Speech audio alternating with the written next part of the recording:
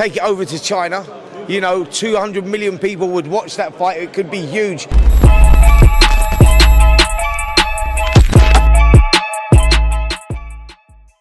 Pro boxing fans here in London at your call the day before the fight night. Caroline Dubois in a breakthrough fight for her IBO World Championship. Yeah. Talk to me about this card, Spence. How important is this card for the fighters that on this card that are going to break through?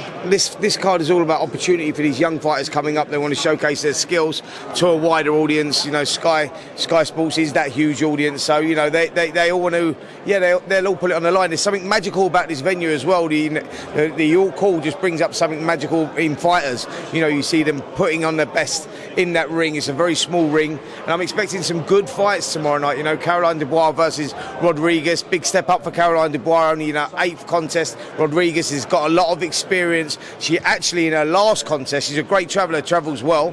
In her last contest, she drew.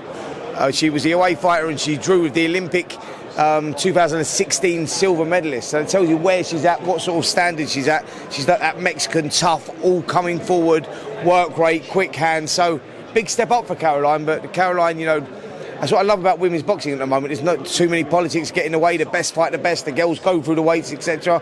That's a good top of the bill. Looking forward to Vidal Riley as well. He's taking on an unbeaten opponent in Nathan Corliss.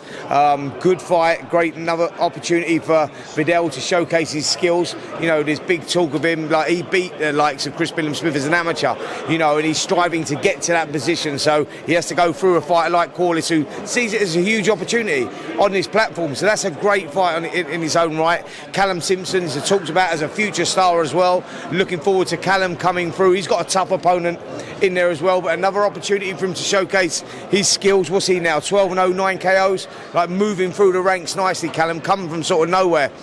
Something quite infectious about him as well when you get to know him, his personality and whatnot. So yeah, looking forward to that. There's many good fights on this card.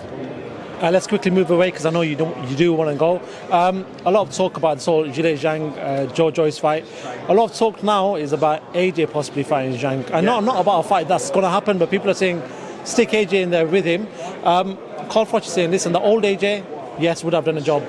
This new AJ, the new style, possibly not. Do you agree with that? Well, listen, the old AJ beat Zhilei Zhang in the 2012 Olympics quarterfinals. He beat him, he had him on the seat of his pants, but he won that fight 15-11. It was a tough fight.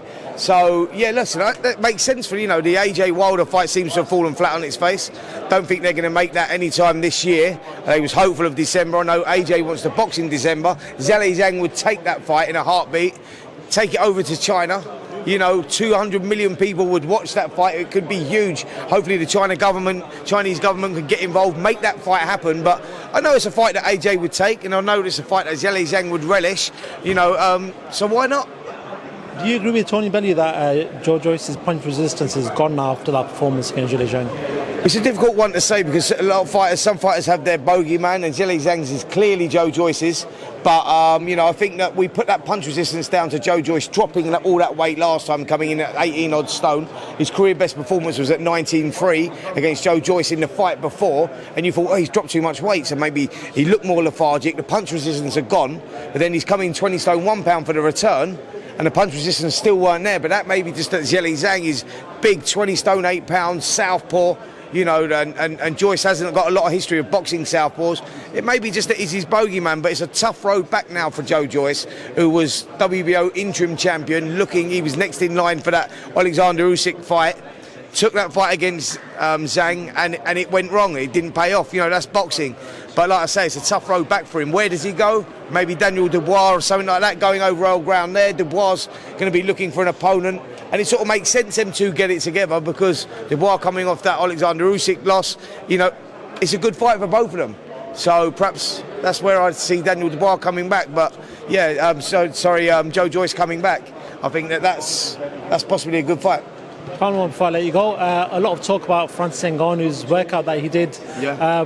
Obviously, John Fury's come out and said, listen, I hope that's kidology, because if that's the case, and if that's real, Tyson Fury knocks him out in the quickest knockout of his career. What did you make of that? Fury's a huge favourite anyway. We know that, mate. Like, do you know what I mean? Ngannou, as his first fight that Ngannou's had, we know that he's good in his respective sport. We know that he's good there, but look, I saw the workout. He looked strong, but as I've said right from the beginning, you know, he looks too slow. Tyson Fury is the #1 heavyweight of our modern era right now. You know, he's a difficult guy to beat, but as long as Fury keeps his eye on the ball, doesn't take his eye off the game, because Ngannou can whack, that's for sure. What did I make of the workout? Didn't see nothing that I didn't already know, if I'm totally honest. Well, Spencer, I know you've got to go, so I'm going to let you shoot. Cheers, bro. Thank you so much for talking to us. I'll speak to you soon. Top man.